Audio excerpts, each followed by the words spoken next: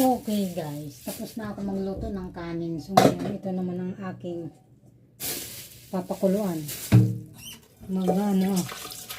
Magsisigang tayo ngayon ng baboy. Hindi na naman tong baboy na binili ko. Kasi alam nyo na ay ayoko ng marami pa nga ito. Dapat yung sakto lang. Magtitira ako. Kasi hindi naman namin nauubos na ako. Titira ako sa munggo para sa isang araw.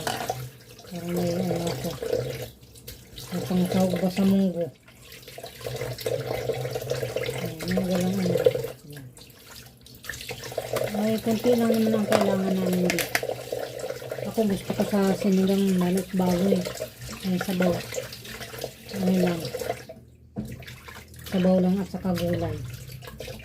Lalo si kulit. Sabaw lang at gulay lang naman ito.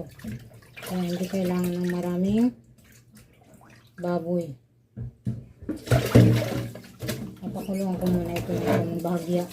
Tapos tatanggalin ko yung sabaw. Yung pinakuluan ko kasi madumi yun. Kasi may bula-bula ito eh. Tapos mamaya ako nalalagyan ng mga sahog.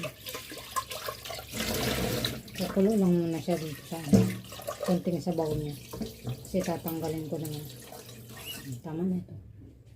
Ayan. Salang ko lang kayo. Habang nagpapakulo ako nito, ako ay magre-ready ng ng mga gulay.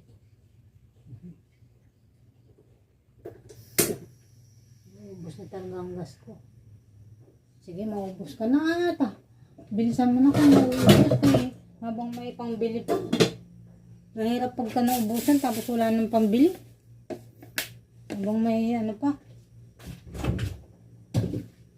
May natitira pa tayong pambili ba? Kung saan naman mapunta yun.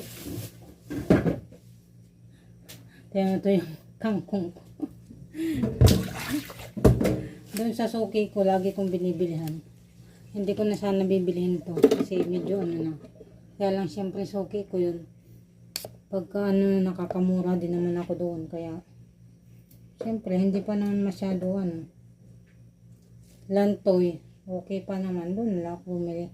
Para makatulong tayo doon sa tao. Hanggat kaya pa naman. Hindi pa naman masyado lantoy yung kangkong. Pwede pang gamitin. Yung iba nga wala nang dahon na lalanta na. Ito meron pa naman parang